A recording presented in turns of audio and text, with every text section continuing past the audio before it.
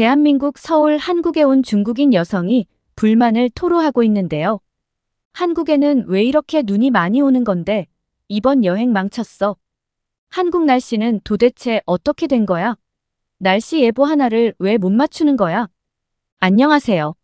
저는 중국에서 온 이라고 합니다. 여러분과 아주 특별한 이야기를 나누고 싶어요. 한국 여행을 통해서 상상도 못했던 방식으로 제 삶을 바꾸게 되었거든요. 처음 한국에 왔을 때는 일 때문에 왔어요. 이곳이 마음에 들지 않을 거라고 생각했죠. 여느 바쁜 도시와 다를 바 없을 거라고 생각했죠. 하지만 한국은 여러모로 저를 놀라게 했어요. 깨끗하고 효율적인 대중교통, 맛있는 음식, 아기자기한 카페, 친절한 사람들 등 모든 것이 저를 사로잡기 시작했죠. 한국에 처음 발을 내디딘 인천국제공항 게이트는 압도적이면서도 경외감을 불러일으키는 경험이었습니다. 비행기에서 내려 터미널로 향하는 순간 공항의 거대한 규모와 현대적 감각이 저를 압도했습니다. 전 세계 각지에서 온 여행객들의 에너지로 북적이는 거대한 복합시설이었어요. 매끄러운 유리벽으로 둘러싸인 복도를 걷다 보니 한국의 전통 미학과 최첨단 시설이 조화를 이루고 있었습니다. 한국의 풍부한 문화유산을 보여주는 예술작품이 벽면을 장식하고 있어 공항의 기능적인 삭막함과 극명한 대조를 이루며 눈을 즐겁게 해주었습니다. 다행히 표지판에는 영어와 중국어를 포함한 다양한 언어가 표시되어 있어 불안감이 조금은 해소되었습니다. 깔끔한 파란색 유니폼으로 쉽게 알아볼 수 있는 공항 직원들은 목적의식을 가지고 효율적으로 움직였습니다. 언어 장벽에도 불구하고 그들의 전문성과 직관적인 공항 디자인 덕분에 출입국, 심사대와 세관을 통과하는 과정이 놀라울 정도로 순조로웠습니다. 인천공항은 그 자체로 하나의 도시 같았습니다. 수화물 찾는 곳으로 걸어가면서 수많은 상점과 레스토랑을 지나쳤습니다. 고급 부티크, 글로벌 브랜드가 가득한 면세점, 한국 전통 수공예품부터 최신 K-팝 상품까지 모든 것을 판매하는 매력적인 기념품 가게가 있었습니다. 정말 제 마음을 사로잡은 것은 푸드코트 구역이었습니다. 다양한 한식과 세계 각국의 요리를 맛볼 수 있는 레스토랑과 포장마차가 즐비한 이곳은 한국 요리의 다양성을 보여주는 축소판과도 같았습니다. 김치, 구운 고기, 갓 내린 커피의 향이 공기를 가득 채우며 피곤함에도 불구하고 발걸음을 멈추고 싶은 유혹을 불러일으켰습니다. 공항에는 여행자 친화적인 다양한 시설도 인상적이었어요. 편안한 휴식 공간, 무료 와이파이 존, 한국 전통 의상인 한복을 입어보거나 한국 전통 무용을 배울 수 있는 문화체험관도 있었습니다. 인천공항에서 가장 놀라웠던 점 중 하나는 청결함과 정돈된 모습이었어요. 수많은 인파에도 불구하고 모든 것이 정상적으로 작동하고 있었습니다. 바닥은 흠잡을 데가 없었고 디지털 디스플레이는 실시간으로 정보를 제공해 주어 저처럼 길을 잃은 여행자도 쉽게 길을 찾을 수 있었습니다. 하지만 저에게 깊은 인상을 남긴 것은 공항의 물리적 측면만이 아니었습니다. 정중한 인사말과 따뜻한 미소로 저를 맞이하는 직원들, 흥겨운 수다를 나누는 동료 여행객들, 그리고 한국뿐 아니라 세계로 통하는 관문에 와 있다는 느낌 등 사람들이었습니다. 짐을 챙기고 출구로 향하는 동안 불안과 설렘이 뒤섞인 기분이 들었습니다. 공항에서는 전통과 현대, 효율성과 따뜻함이 조화를 이룬 한국의 모습을 처음으로 엿볼 수 있었습니다. 서울에서의 발견과 변화의 여정이 시작될 것 같은 기분이 들었습니다. 그런데 한국의 날씨가 제 예상과 다르게 엄청 추웠고 눈이 펑펑 내리고 있었습니다. 이러면 제가 과연 서울로 향할 수 있을까요? 여행을 망쳤다는 생각에 저는 고민에 빠졌습니다. 하지만 그럴 걱정이 없었고 공항 철도를 이용해 저는 폭설에 관계없이 바로 서울로 신속하게 갈 수 있었습니다. 너무 편안하고 안전했어요. 중국에는 태풍이 오거나 하면 지하철이 운행이 안 되는 경우가 꽤 있거든요. 한국의 지하철이 더 뛰어나서 그런 건지 한국은 정상적으로 모든 게 움직였습니다. 저는 한국의 경이로운 기술과 발전에 대해서 감탄했습니다. 우리나라보다 핸드폰도 더 잘 만드는 나라니까요. 중국의 기업들이 한국의 기업들에게 밀린 이유를 여기서 알 수 있었답니다. 이후로도 서울에 대한 제 인식을 바꾸기 시작한 것은 바로 사람들이었습니다. 저는 사람들의 친절함에 놀랐습니다. 길 안내를 도와주는 사람, 미소를 건네는 낯선 사람 등 작은 친절에 처음에 불안감이 사라지기 시작했습니다. 공원에서 보드게임을 하는 어르신들의 미소, 뛰어다니는 아이들의 웃음소리, 가게, 주인들의 따뜻한 인사말이 바로 그것이었죠. 어느 날은 유명한 사원을 찾다가 길을 잃었습니다. 한 젊은 커플이 저의 당황한 표정을 알아채고 길을 알려줄 뿐만 아니라 함께 걸어가면서 사원을 찾을 수 있도록 도와주었습니다. 함께 걸으면서 절에 대한 이야기와 한국 문화에서 절이 갖는 의미에 대해 이야기를 나누었습니다. 간단한 제스처였지만 제가 환영받고 이 도시의 일부가 된 것 같은 기분이 들었습니다. 처음에 거부감은 서울이 그 매력을 드러내기 시작하면서 서서히 녹아내리기 시작했습니다. 그때는 몰랐지만 서울은 제가 상상하지도 못했던 방식으로 제 삶을 바꾸어 놓았습니다. 저는 종종 작은 커피숍에서 여유롭게 세상을 바라보며 휴식을 취할 수 있는 곳을 발견했습니다. 좁은 골목에 자리 잡은 고풍스러운 서점도 발견했고 서가에는 읽기를 기다리는 책들로 가득했습니다. 서울에서의 일상이 자리를 잡기 시작하면서 저는 매일 아침 지하철을 타고 출근했습니다. 그러던 어느 날 출퇴근길에 서울에 대한 제 시각을 영원히 바꿔놓을 경험을 하게 되었습니다. 만원 지하철에 가방을 꽉 움켜쥐고 서 있었습니다. 정거장들이 지나가고 제 주변에는 수많은 사람들이 썰물처럼 밀려왔다. 썰물처럼 빠져나갔습니다.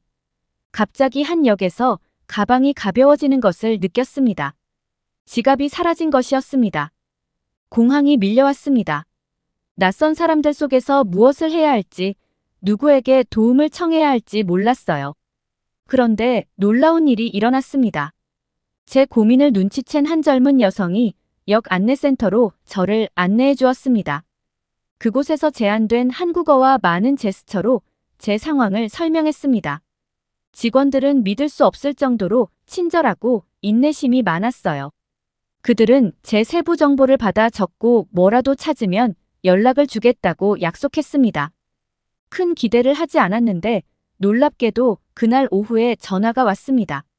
제 지갑을 찾았다는 것이었습니다. 서둘러 역으로 돌아왔더니 모든 것이 그대로 있었습니다. 저는 감사한 마음에 가슴이 벅찼습니다.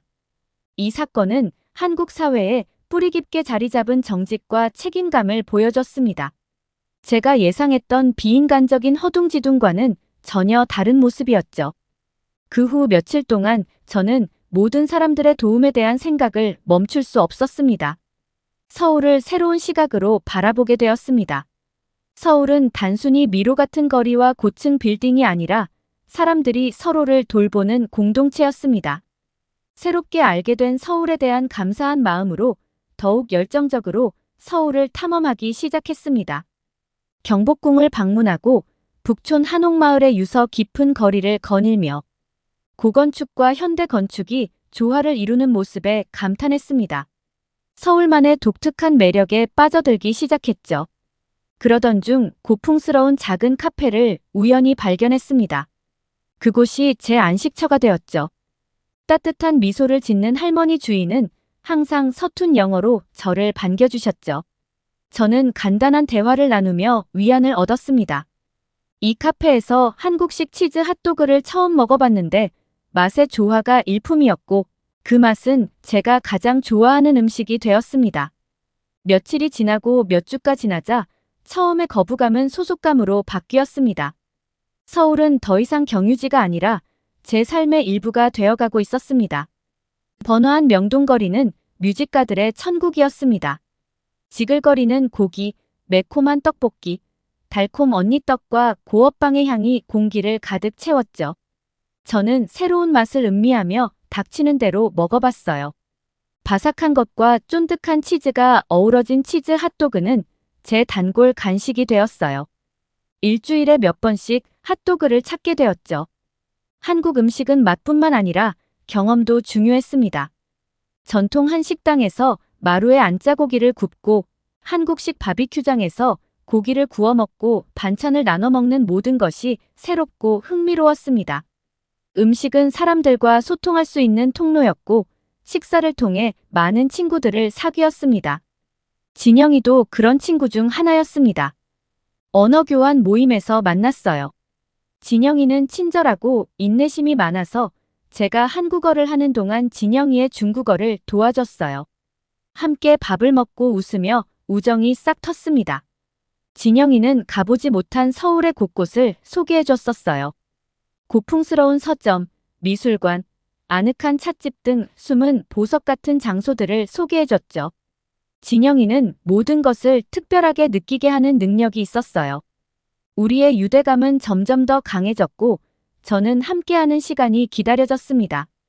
진영은 제가 지금까지 만났던 그 누구와도 달랐습니다. 그는 존중하고 사려 깊었으며 항상 저를 먼저 생각했습니다. 저는 서울에서의 미래가 보이기 시작했고 그 미래에는 제역이 포함돼 있었습니다. 서울의 풍미를 받아들이면서 제 마음속에도 새로운 감정이 싹트기 시작했습니다. 서울에서의 생활은 매일매일 새로운 경험과 도전을 가져다주며 저를 계속 놀라게 했습니다. 업무는 순조롭게 진행되고 있었고 빠르게 변화하는 한국 직장 문화에 적응하고 있었습니다. 동료들은 저를 지지해 주었고 저는 많은 것을 배우고 있었습니다. 하지만 제게 가장 큰 변화는 사무실 밖에서 일어났습니다. 어느 날 저녁 진영이와 저는 홍대의 번화원 거리를 걷다가 우연히 작은 음악 페스티벌을 발견했습니다. 라이브 밴드가 연주하고 사람들이 춤을 추는 등 에너지가 넘쳤습니다. 저희도 음악과 그 순간에 빠져들었습니다. 전에는 경험해보지 못한 서울의 색다른 면을 느낄 수 있는 짜릿한 순간이었죠. 관계가 깊어지면서 서울에 대한 애착도 커졌어요. 진영이와 저는 주말에 종종 서울의 여러 곳을 돌아다니며 시간을 보냈습니다. 진영이는 저를 남산타워에 데려가 펜스에 자물쇠를 걸어두었는데 이 자물쇠는 우리의 유대감을 상징하는 것이었습니다. 우리는 창덕궁의 고요한 정원을 거닐며 이야기와 꿈을 나누었습니다. 하지만 장소만이 중요한 것이 아니라 사람이 중요했습니다. 진영이의 친구들은 두 팔 벌려 저를 환영해 주었습니다. 한강변에서 바비큐를 먹으며 술과 이야기를 나누고 옆구리가 아플 때까지 웃었습니다. 그 순간들이 소중했고 소속감으로 가득 찼습니다. 그러던 중 제 결심을 시험하는 도전이 찾아왔습니다. 어느 날 중국에 있는 회사 본사에서 전화가 왔습니다. 승진과 함께 중국으로 돌아가 경력을 쌓을 수 있는 기회를 주겠다는 제안이었습니다. 꿈에 그리던 기회였지만 서울과 진영이를 떠나야 한다는 뜻이었죠. 저는 갈등했어요. 제 커리어는 항상 저에게 중요했지만 서울은 제 삶의 터전이었으니까요. 진영이와 오랜 시간 많은 이야기를 나눴어요. 진영이는 제가 어떤 결정을 내리든 지지해줬지만 눈빛에서 슬픔을 읽을 수 있었어요. 결정을 내리는데 며칠이 걸렸어요.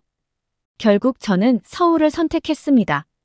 이곳에서 쌓은 우정, 사랑, 공동체 의식을 선택한 거죠. 그 결정은 제가 상상하지도 못했던 방식으로 제 미래를 형성할 것이었습니다. 승진을 고사한 것은 저에게 전환점이 되었습니다. 서울에서의 삶과 진영이와의 약속을 더욱 굳건히 하는 계기가 되었습니다. 한국어 수업을 듣고 지역 행사에 참여하면서 한국 문화에 더 깊이 빠져들었습니다. 진영이와의 유대감도 계속 깊어졌습니다. 우리는 한국의 전통 명절을 함께 축하하며 서로의 문화에 대해 배웠습니다. 진영 씨는 저를 가족들에게 소개해줬는데 처음에는 외국인과 사귀는 것에 대해 의구심을 가졌던 가족들도 따뜻하고 친절하게 저를 맞이해 주었습니다. 일 또한 만족스러웠습니다. 제 결정은 큰 파장을 일으켰지만 새로운 기회도 가져다 주었습니다. 더 많은 책임이 주어졌고 한국과 해외 시장을 연결하는 프로젝트에 참여하게 되었습니다. 한국의 잠재력을 세계에 알리는데 일조하고 있다는 자부심을 느꼈습니다. 진영이와 저는 함께 미래에 대해 이야기를 나누기 시작했습니다. 결혼에 대해, 한국에서 영구적으로 사는 것에 대해, 그리고 우리가 만들고 싶은 삶에 대해 이야기를 나눴어요. 설레기도 하고 조금 두렵기도 했지만 제 마음이 옳은 곳에 있다는 것을 알았어요. 서울은 더 이상 제가 사는 도시가 아니라 제 일부가 되었습니다. 활기찬 거리 생활, 사찰과 공원의 고요한 순간, 웃음과 음악으로 가득한 밤이 너무 좋았어요. 하지만 무엇보다도 저는 사람들의 따뜻함과 정이 좋았습니다. 마지못해 서울에 왔지만 이제는 다른 곳에 있는 것을 상상할 수 없습니다. 모든 특색과 매력이 있는 이 도시는 제 고향이 되었습니다. 몇 달이 지나고 몇 년이 지나면서 제 서울 생활은 아름다운 방식으로 발전했습니다. 진영이와 저는 한국과 중국의 전통이 어우러진 아름다운 결혼식을 올렸습니다. 함께 걸어온 여정을 완벽하게 표현한 결혼식이었습니다.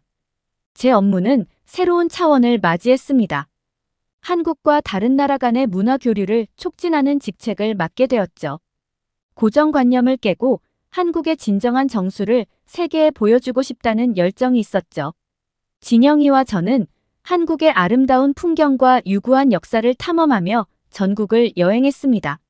설악산 국립공원에서 하이킹을 하고 제주도 해변에서 휴식을 취하고 산속 사찰에서 고요함을 경험했습니다. 하지만 모험만 있었던 것은 아니었습니다. 서울에서의 삶을 특별하게 만들어준 일상의 순간들이었습니다. 이웃과 주고받는 미소, 작은 친절, 그리고 제가 소중히 여기게 된 공동체 의식에 관한 것이었습니다. 여정을 돌아보니 제가 얼마나 많이 성장했는지 실감합니다. 마지못해 서울에 왔던 저는 이제 이 도시와 사람들을 깊이 사랑하게 된 자랑스러운 주민이 되었습니다. 제 이야기는 삶이 우리를 예상치 못한 길로 인도할 수 있고 새로운 가능성에 마음을 열면 놀라운 경험이 기다리고 있다는 증거입니다. 서울은 저에게 비밀을 속삭였고 저는 그 품에서 사랑과 목적 그리고 고향이라 부를 수 있는 곳을 찾았습니다. 호주의 공항 한 남자가 한국인 여성에게 소리를 치고 있습니다. 당신이 한국인이라고 이런 여권 위조는 금방 할 수 있는 거라고. 당신은 특별구역으로 이동해서 검색을 더 해보겠소. 외국인 여성은 모멸감을 느끼며 부들부들 떨었는데요. 도대체 무슨 사연이 있는 걸까요? 함께 들어보시죠. 안녕하세요. 저는 벨기에 여성 이사벨이라고 합니다. 저는 대학 시절 무역학과를 전공했고 졸업 후 무역회사에 취직했습니다. 그때까지 제가 벨기에인이라는 것에 특별한 자부심도 불만도 없었어요. 벨기에에 있는 외국계 대기업에 취직한 저는 당연히 해외로 출장이 주 업무였습니다. 영어가 유창했던 저는 호주로 출장을 가는 일이 많았습니다. 그러나 처음 호주에 입국한 날의 수치심은 지금도 잊을 수 없습니다. 해외여행을 자주 하시는 분들이나 저처럼 업무로 출장이 잦은 경우 자주 직면하는 일이 있는데요. 다 그렇다는 건 아니지만 회사 동료들을 통해 알아보니 많은 분들이 비슷한 경험을 했더라고요. 바로 여행 혹은 비즈니스 방문차 해당 국가를 입국을 하거나 출국을 할 때 검색대 직원들의 경직된 자세와 말투가 기분을 상하게 하는 일이 있었다 겁니다. 특히 첫 출장을 호주로 가게 되면서 보니 그곳에 근무를 하는 많은 직원들이 이상하리만치 경직이 되어 있었습니다. 물론 테러 위협으로 공항의 안전이 그 무엇보다 우선이겠기에 직원들이 필요 이상으로 신경을 써야 하는 것을 이해를 합니다. 그들이 마치 갑질하는 것 같은 검색에 기분이 상한 일이 있었습니다. 처음 호주 출장 계획이 잡혔을 때 사실 전 설레서 잠을 못 잤습니다. 태어나서 한 번도 벨기에를 떠나본 적이 없었거든요. 영어를 잘하는 것도 화상 영어 수업을 통해서 한 것이지 어학연수를 다녀온 것은 아니었습니다. 그런 저에게 호주 방문은 설렘 그 자체였습니다. 친구들에게 이야기를 하니 몇몇 취직이 안 된 친구들이 같이 호주를 가도 되냐고 물었죠. 숙소나 경비들은 회사에서 나오니까 같은 숙소를 이용하면 친구들도 저렴하게 여행을 갈 수 있다는 것이었죠. 저는 좋은 기회라 생각해서 회사 일정보다 주말을 이용해서 호주에 하루 이틀 빨리 도착하고 평일에는 업무를 보고 그 다음 주말에 놀다가 벨기에로 돌아오는 계획을 세웠습니다. 가자마자 놀아야 했기에 우리의 옷차림은 비즈니스 룩은 아니었습니다. 사실 조금은 현란하게 꾸미고 간 것이죠. 그게 화근이 될 줄 꿈에도 몰랐습니다. 호주 공항에서 입국 심사를 받고 있는데 입국 심사관이 저와 친구를 유심히 쳐다보는 것이었습니다. 그리고는 특별 구역으로 가라는 이상한 말을 하는 것이었습니다. 옆에 서 있던 다른 외국인들은 잘만 통과하던데 우리만 따로 다른 방으로 가라고 하니 무서웠지만 어찌할 수 없어서 그들이 안내한 작은 방으로 갔는데요. 거기서 입국 심사관이 입국 목적을 자세히 물어보더라고요. 업무와 여행차 온 것이라고 대답했지만 숙소는 예약을 한 거냐, 돈은 얼마나 준비해 왔냐 하면서 쓸데없는 것을 묻기 시작했습니다. 그리고 메고 있던 가방을 내려보라고 하더니 심사에 필요한 것이니 다 꺼내보겠다고 했습니다.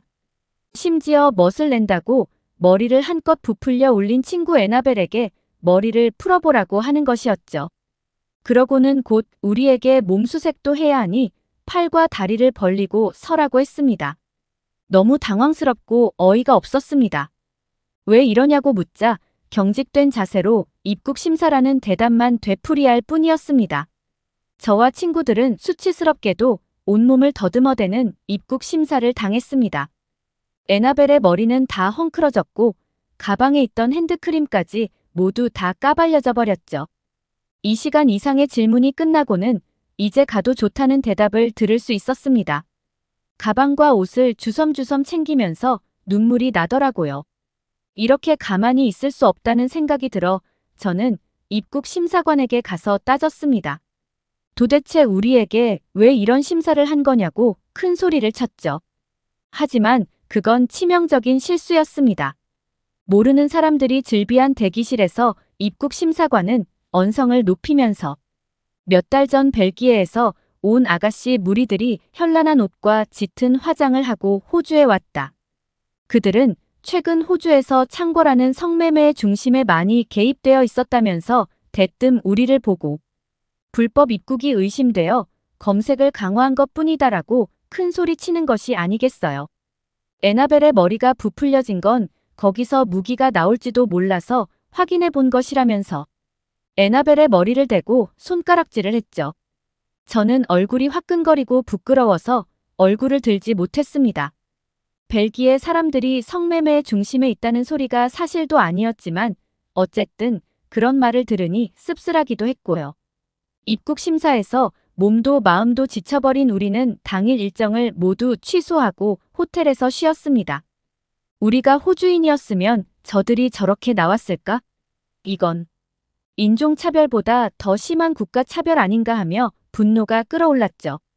위축되어 버린 친구들은 평일에도 이렇다 할 여행을 하지 못했고 저는 업무를 하는 내내 상대 호주 회사가 미워 보이기까지 했습니다. 그런 수모를 겪고 다시 벨기에로 와서 일을 하며 시간이 흘러갔습니다. 며칠 뒤 회사에서는 저에게 이번엔 한국을 다녀오라고 하더라고요. 호주에서의 충격이 채가시지도 않았는데 또 출장이라니 마음이 불편했습니다. 게다가 한국은 또 무슨 일이 생기는 걸까 괜히 걱정되어 저는 친구들과 가지 않고 오로지 업무만을 생각해서 한국을 갔고 저녁 시간이 되어 인천공항에 도착했습니다. 하지만 한국의 입국 심사대는 호주와 달랐습니다. 입국 심사관들이 검색을 하기는 하지만 인상들이 나쁘지 않았어요. 속으로는 저녁 시간이라 지쳐서 그런 걸까 하는 생각도 들었죠. 한국은 물건과 몸을 스캔하는 장치를 골고루 쓰면서 다소 요란해 보이는 옷차림도 그렇게 신경 쓰지 않았어요. 한국은 테러가 없는 곳이니까 좀 약하게 하나 싶었는데요. 놀랍게도 특별한 배려까지 있었습니다. 제 앞에 백발 할머니 한 분이 마스크를 쓰고 계셨죠. 나이가 들어 바이러스에 노출되면 건강이 악화된다고 마스크를 쓰셨다면서 얼굴을 확인할 때만 마스크를 잠시 벗고 줄곧 끼고 계셨어요. 그리고 할머니는 건강의 이유로 한국에서 진료를 받으러 왔다고 하면서 가방 안에 있는 작은 피부에 들은 약들을 미리 설명하시더라고요. 다들 아시다시피 기내에는 튜브 크기가 일정 용량이 넘어가면 반입이 금지되어 있어요. 화학 테러를 막기 위해서이죠. 할머니가 가진 튜브는 애매한 크기인데다 여러 개가 있으니 조금 이상해 보이긴 했습니다. 물론 저걸 기내에 반입한 채 출국 심사에서는 통과되어 한국까지 왔지만 한국 입국 심사관이 보기에도 조금 의아했던 모양이고 할머니는 해명하려 애쓰셨죠. 하지만 입국 심사관은 할머니 말을 충분히 듣고는 갑자기 끼던 장갑을 벗더니 새 장갑을 끼는 게 아니겠어요. 이유인 즉슨 자기가 끼던 장갑이 다른 사람 물건과 몸을 수색하던 거라 균이 있을 수도 있고 할머니의 물건을 만지게 되면 균이 오를 수도 있기 때문이라고 했습니다. 할머니가 건강상의 이유로 한국에 오셨기 때문에 입국 심사관은 혹시나 모를 바이러스 전염에 배려를 한 것이었죠. 백발 할머니는 너무 고마워했고 뒤따르던 저도 앞의 상황을 지켜보며 놀랐고 입국도 별탈 없이 할 수 있었습니다. 제겐 입국 심사에서부터 한국에 대한 이미지는 정말 좋았습니다. 그래서인지 한국 업체와의 업무는 순탄했고 나아가 제가 다니는 회사의 우호적인 성향까지 보였습니다. 우리 회사는 한국과 더 많은 거래를 하게 되었고 저는 더욱 자주 한국을 방문하게 되었죠. 한국에서의 생활이 익숙해지면서 저는 한국 출장이 있을 때마다 자진해서 왔어요. 회사에서는 저를 보고 한국 매니아라고 했죠. 한국과의 거래가 많아질수록 처음엔 2주, 3주씩 머무르던 일정이 한 달, 3달, 반년씩 길어졌습니다. 그러다가 외국계 회사이니 만큼 한국에 지사를 두는 것에 대해 검토하게 되었고 몇 달 후 저는 한국 지사에서 아예 파견 근무를 하게 되었습니다. 한국의 거래업체와도 일이 잘 풀리면서 자주 식사를 하는 날이 생겼어요. 그러더니 부장님께서 혹시 남자를 만나볼 생각이 없냐고 하셨어요. 왜 없었겠어요? 이미 20대 후반을 달리고 있던 저는 연애를 하고 싶었습니다. 하지만 마땅히 소개받을 곳이 없는 집순이다 보니 남자친구를 만날 생각을 못했거든요. 저는 한국 회사 부장님의 제안을 감사하게 넙죽받았습니다. 며칠 지나 저보다 4살 많은 30대 초반의 착하고 성실한 직원을 소개받았어요. 그리고 1년 반 정도 사귄 후 서로를 많이 알게 되고 신뢰가 쌓여 결혼까지 갔습니다. 2년의 결혼 생활 후 아이를 가질 계획을 가지면서 저는 귀화를 신청해서 대한민국 국민이 되었습니다.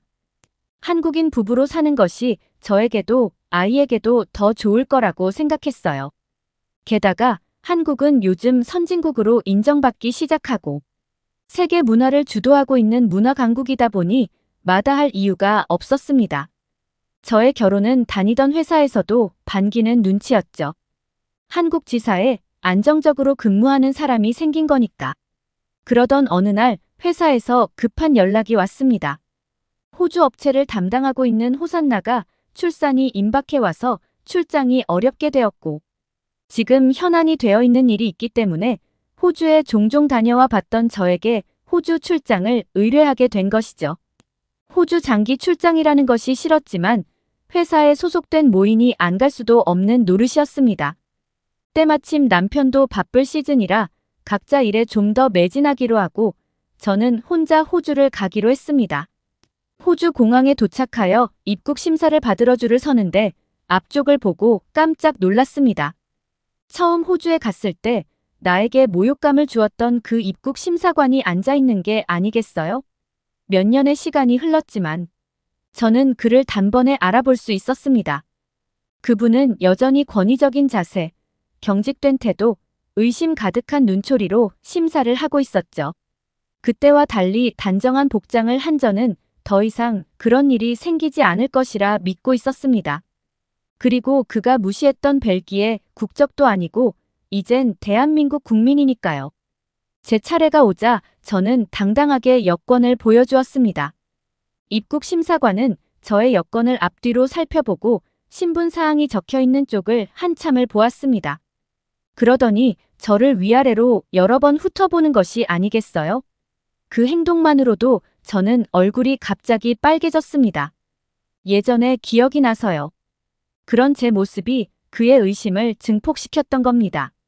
그는 어떻게 서양인의 모습을 하고 있으면서 한국인이냐고 물어보았습니다. 저는 침착함을 유지하며 한국어로 귀화했고 그건 대사관에 확인하면 바로 알 수 있는 일이라고 했죠. 하지만 그도 물러서지 않았어요.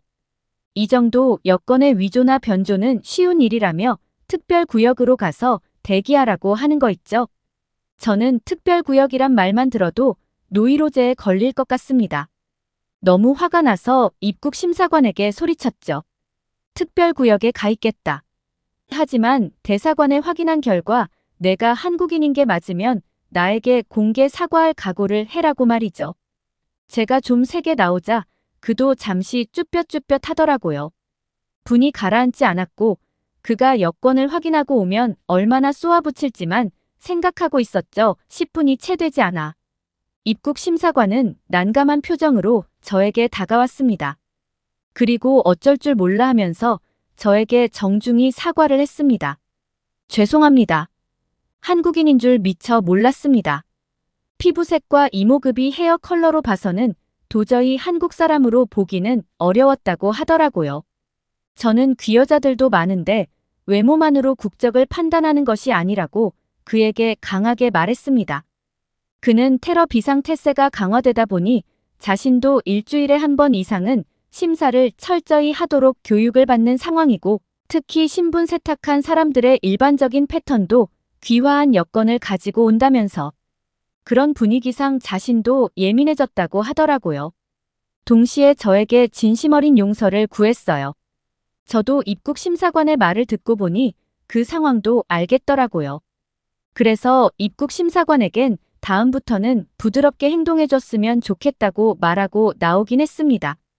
몇 년 전 입국 때 몇 시간을 붙잡아 두고 목욕을 주면서도 사과하지 않던 사람이 지금 저렇게 정중히 사과를 하고 나니 마음이 풀리더라고요. 쪼잔하게 들릴지 모르겠지만 약간 통쾌했어요.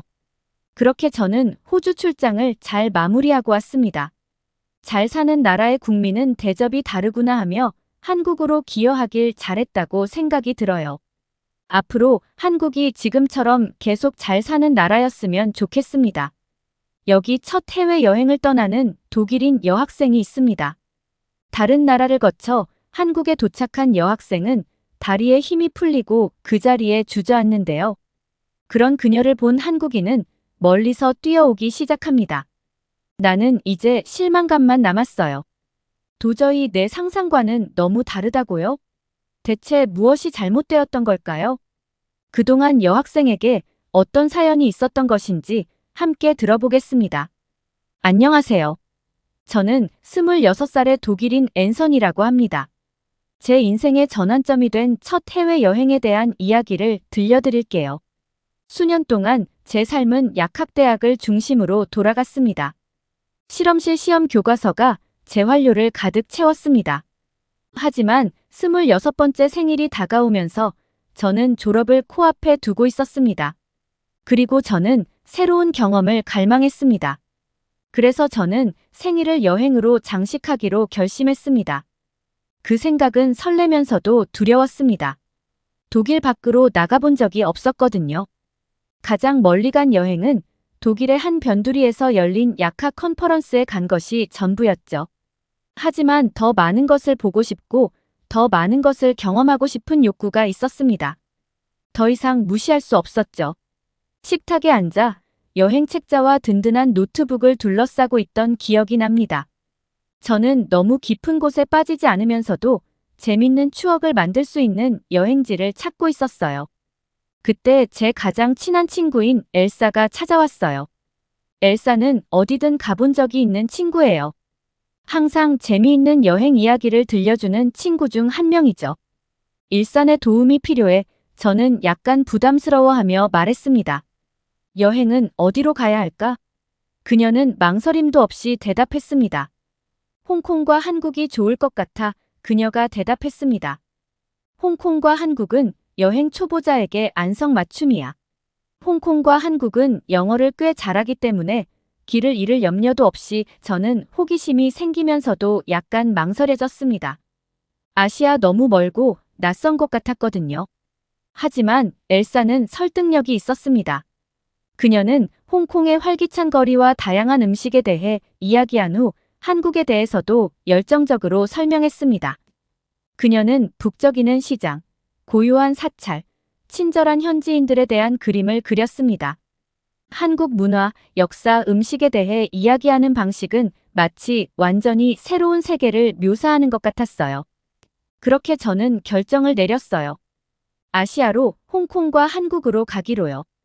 그 후 몇 주 동안 정신없이 준비했습니다. 비행기에 탑승하자마자 심장이 두근거렸습니다. 일상, 안락한 공간, 집 등 익숙한 모든 것을 뒤로 하고 떠나는 것이었어요. 여행을 떠나기로 결심했을 때의 설렘과는 달리 실제로 새로운 나라에 발을 내딛는 것은 완전히 다른 일이었습니다. 모든 모험이 순조롭게 시작되는 것은 아니라는 사실을 곧 알게 되었어요. 홍콩에 도착한 순간 저는 소음과 불빛 그리고 알 수 없는 방향으로 움직이는 수많은 사람들의 물결에 휩싸였습니다. 공기는 여러 가지 향기가 섞여 있었는데 어떤 것은 기분 좋았고 어떤 것은 별로 좋지 않았어요. 호텔로 가는 길을 찾는 것이 첫 번째 과제였습니다. 저는 빠르고 경치 좋은 택시를 타는 것을 상상했지만 현실은 다른 계획이 있었습니다. 운전기사는 친절했지만 미로 같은 거리에서 길을 잃은 것처럼 보였습니다. 건물은 우뚝 솟아있고 네온 사인은 읽을 수 없는 언어로 깜빡이고 길은 미로처럼 꼬불꼬불했습니다. 10분이면 갈 수 있는 거리를 한 바퀴 도는데 1시간이 걸렸습니다. 그리고 1시간의 택시비를 온전히 제가 감당해야 했어요.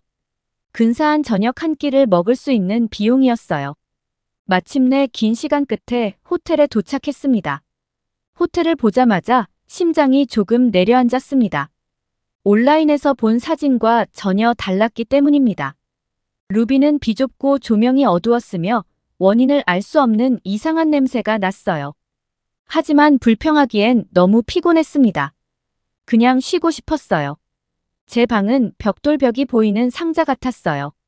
저는 스스로를 위로하려고 노력했습니다. 하지만 수돗물을 틀었을 때 눈물이 뿜어져 나오는 것을 보고 낙관적인 생각은 사라졌습니다. 리셉션 직원은 오래된 건물이라 해결해 줄 수 없다는 답변뿐이었습니다. 저는 결국 인근 편의점에서 급히 생수를 사와서 씻어야 했습니다. 기운을 잃지 않기로 결심한 저는 야시장에 가기로 결심했습니다. 엘사가 홍콩의 멋진 길거리 음식에 대해 말해줬거든요. 하지만 야시장에 도착하자마자 취두부 냄새가 저를 덮쳤습니다. 취두부 냄새와 정체를 알 수 없는 무언가가 섞인 알싸한 냄새는 처음 맡아보는 것이었어요. 힘겹게 버텨보려고 했지만 숨을 쉴 때마다 고통스러웠어요. 현지의 별미를 맛보고 싶었던 제 꿈은 금세 라면과 과자를 사러 가까운 편의점으로 향하는 것으로 바뀌었습니다. 홍콩에서의 다음 며칠은 이상적이지 않은 상황에서 최선을 다하기 위해 애쓰느라 정신이 없었습니다. 낮에는 밖으로 나가서 최대한 많은 곳을 둘러보았지만 홍콩은 압도적으로 느껴졌습니다. 끊임없는 시끌벅적함, 수많은 사람들, 혼돈 속에서 평화를 찾으려는 노력은 저를 지치게 만들었습니다. 저녁은 작은 호텔방에서 도시의 소음을 차단하기 위해 노력하며 보냈습니다. 제가 머릿속에 그리던 낭만적인 홍콩의 모습과 제가 겪고 있는 현실이 충돌했습니다.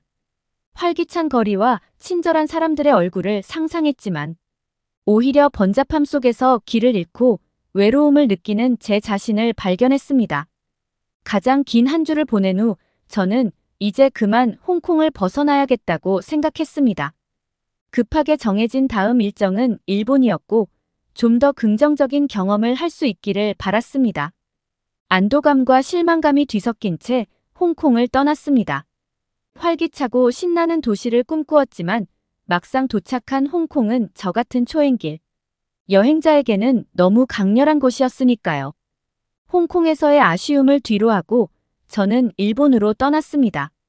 일본은 항상 전통과 최첨단 기술의 매혹적인 조화처럼 보였습니다.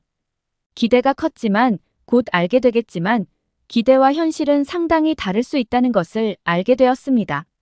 일본에 착륙하는 순간 다른 세계에 들어선 것 같았습니다.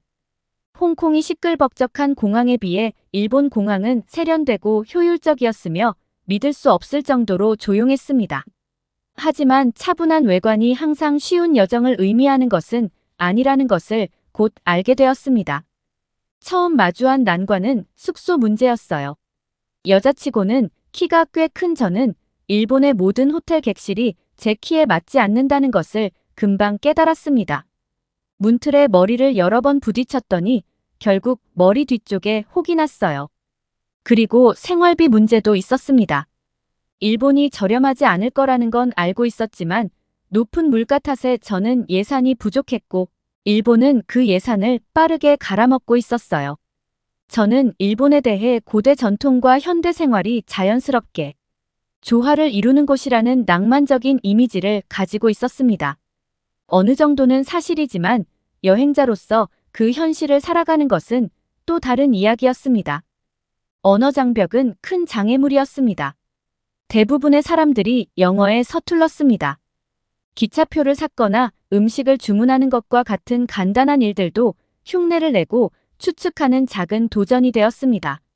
대중교통은 효율적이긴 했지만 노선과 환승이 복잡하게 얽혀 있었습니다. 차를 타고 집으로 돌아가는 단순함이 그리워졌습니다. 목적과 속도를 가지고 움직이는 통근자들 속에서 길을 잃은 기분이 들었습니다. 일본의 모든 것이 모든 사람이 빨리 감기에 걸린 것 같았습니다. 인상적이면서도 완전히 지쳤습니다. 현지인들의 따뜻한 환영도 기대했습니다. 일본인의 예의와 친절함에 대한 이야기를 많이 들었습니다. 그들은 정중했지만 제가 넘을 수 없는 무언의 경계, 일정한 거리가 있었습니다. 진정한 교감, 진심 어린 웃음, 함께 나누는 순간을 간절히 원했지만 쉽게 얻을 수 없었습니다. 이런 어려움에도 불구하고 일본은 아름다웠습니다. 절은 고요했고 정원은 눈의 향연이었으며 모든 것의 세심함은 놀라웠습니다.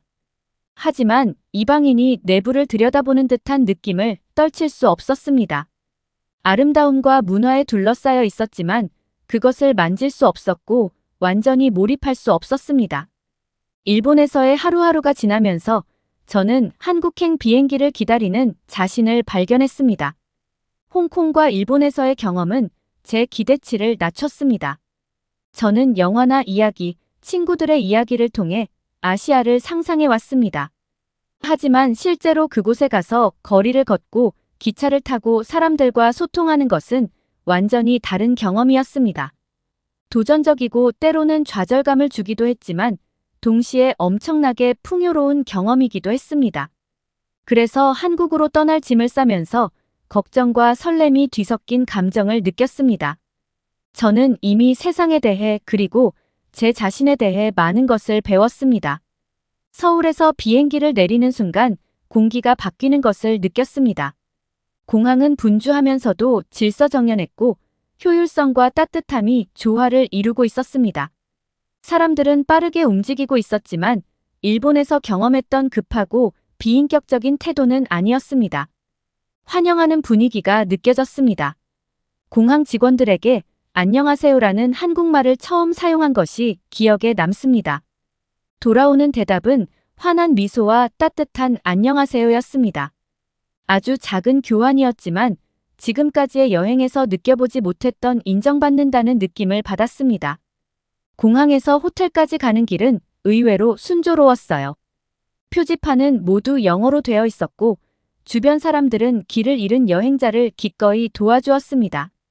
도시로 향하는 기차를 탔는데 기차가 얼마나 깨끗하고 잘 정비되어 있는지 알 수 있었습니다. 사소한 부분에서도 자부심을 느낄 수 있었고 그 점이 제 마음을 울렸습니다. 서울에서 묵었던 호텔은 정말 놀라웠어요. 화려하진 않았지만 깨끗하고 편안했으며 환영하는 분위기였어요. 직원들은 따뜻한 미소와 인사로 저를 맞이했고 저는 진정한 환대를 받는다는 느낌을 받았습니다. 홍콩이나 심지어 일본에서의 숙소와는 완전히 대조적이었어요. 서울에서 가장 인상 깊었던 곳은 안전하다는 느낌이었습니다. 밤에도 걱정 없이 돌아다닐 수 있었어요. 경찰이 눈에 띄었고 사람들은 대체로 서로의 건강과 안전을 존중하는 것 같았습니다. 다른 대도시에서 늘 경계심을 늦추지 않아야 했던 것과는 사뭇 다른 느낌이었죠. 서울의 대중교통은 또 다른 볼거리였습니다. 대중교통은 저렴하고 믿을 수 있으며 이용하기 쉬웠습니다. 서울은 접근성이 좋아서 일본에서 겪었던 교통난 없이도 멀리 그리고 넓게 여행할 수 있었습니다. 서울에 머무는 동안 저는 경복궁과 북촌, 한옥마을과 같은 유적지를 방문했습니다.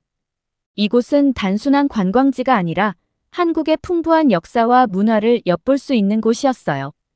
옛것을 보존하는 것과 새로운 것을 받아들이는 것 사이의 균형이 곳곳에서 느껴졌습니다. 특히 기억에 남는 경험 중 하나는 렌터카를 빌려 시골 마을을 탐험하는 것이었습니다. 휴게소에 들렀다가 다른 곳에서는 상상할 수 없는 일, 즉 사람들이 창문을 내리고 문을 잠그지 않은 채 차를 세워둔 것을 발견한 기억이 납니다. 한국의 신뢰와 공동체 의식에 대해 많은 것을 느낄 수 있었습니다. 이런 수준의 신뢰와 존중은 지금까지의 여행에서 경험하지 못한 것이었습니다. 결론적으로 한국에 대한 제 첫인상은 압도적으로 긍정적이었습니다. 한국에서 운전하는 것은 그 자체로 도전이었습니다. 그럼에도 도로는 잘 정비되어 있었고 표지판은 저 같은 외국인도 쉽게 알아볼 수 있었습니다. 운전을 하다 보니 서울의 도시 풍경이 푸른 언덕과 고요한 눈밭, 고풍스러운 마을로 바뀌었습니다. 마치 느리고 사색에 잠길 수 있는 다른 세계로 들어선 것 같았습니다. 첫 번째 목적지는 벽없는 박물관으로 알려진 경주였습니다. 이곳에서는 역사가 생생하게 느껴졌습니다. 고대 신라시대 고분들이 잔디 언덕처럼 솟아있는 고운 공원을 돌아다녔어요. 유네스코 세계문화유산인 불국사를 방문한 것은 마치 시간을 거슬러 올라간 것 같았습니다. 정교한 조각과 잔잔한 종실이 고즈넉한 분위기에 그동안 잃어버렸던 평화를 되찾을 수 있었습니다. 한국에서 가장 인상 깊었던 것은 전통에 대한 존중이었습니다. 현대 생활 속에서도 사람들은 자신의 문화적 뿌리를 소중히 여기는 것 같았습니다. 우서른을 공경하는 모습, 전통 음식을 정성스럽게 준비하는 모습, 유적지를 보존하는 모습에서 이런 모습을 볼 수 있었습니다. 그리고 경주 근처의 작은 마을에서 김장 담그기 체험에 참여할 기회가 있었습니다. 웃고 떠드는 현지인들에 둘러싸여 배추를 소금에 절이고 매콤한 고추장을 버무려 항아리에 김치를 포장하는 방법을 배웠습니다. 힘들기도 하고 재미있었지만 엄청나게 만족스러웠습니다. 공동체 의식과 공유된 전통을 느낄 수 있었고 잠시나마 제가 소속감을 느꼈습니다. 더 멀리 여행하면서 한국 시골의 아름다움을 만났습니다. 전주에서는 전통 한옥이 늘어선 거리를 걸으며 곡선형 지붕과 나무 기둥에서 건축의 독창성을 느낄 수 있었습니다. 한옥 게스트하우스에 머물렀는데 미닫이 문이 달린 방에서 이불을 덮고 잤어요. 수백 년 전의 생활 방식과 저를 연결해준 독특한 경험이었습니다. 다음 일정은 아름다운 해변을 배경으로 활기찬 도시 생활이 펼쳐지는 부산으로 이어졌습니다. 저는 해운대 해변을 거닐며 가족과 친구들이 태양과 바다를 즐기는 모습을 지켜봤어요. 마침 부산국제영화제가 열리고 있어서 도시 전체가 흥분으로 들썩이고 있었어요. 주변 사람들의 대화는 거의 알아들을 수 없었지만 기쁨과 열정은 만국 공통의 언어였습니다. 가장 기억에 남는 경험 중 하나는 부산의 한국 전통 목욕탕인 찜질방을 방문한 것이었습니다. 신체에 대한 긍정과 자기 수용에 대한 교훈을 얻었죠.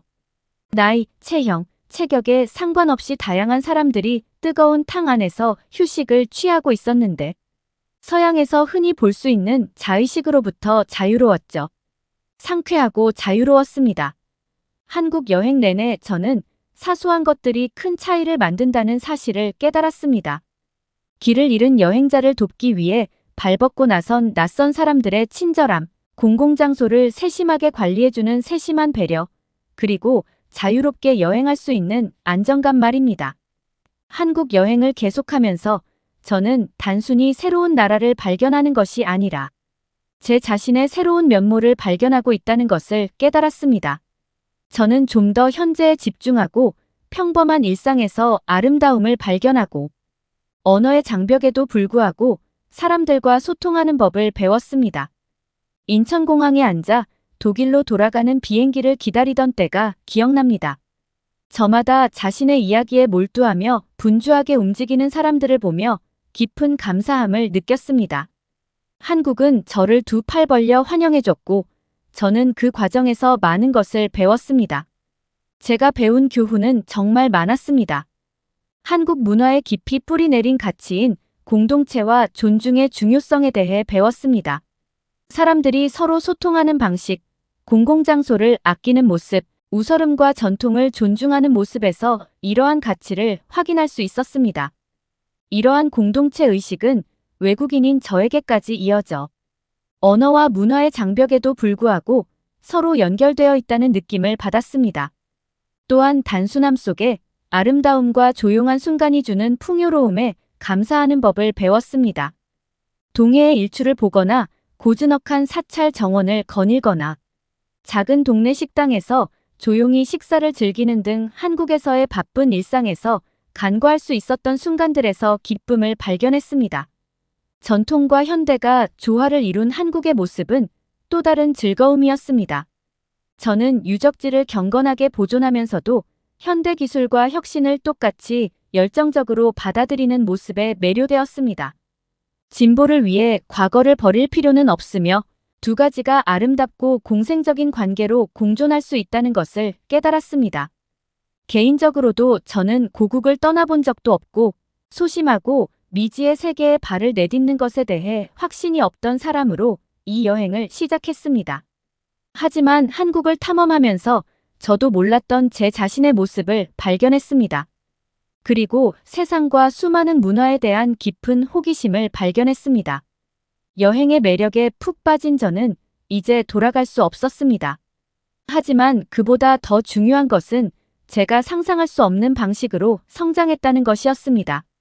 저는 기념품과 사진뿐 아니라 새로운 관점, 새로운 자신감, 감사하는 마음으로 가득 찬 마음을 가지고 집으로 돌아왔습니다. 한국은 제게 국토의 아름다움, 사람들의 따뜻함, 문화의 풍요로움을 보여준 완벽한 여행지였습니다.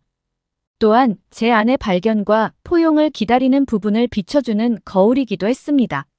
그래서 저는 계속 배우고 계속 미지의 세계를 포용할 것을 스스로에게 약속합니다. 한국은 단순한 여행지가 아니라 고마운 전환점입니다. 모든 추억과 교훈을 준 대한민국에 감사합니다. 이 모든 것을 항상 간직하겠습니다.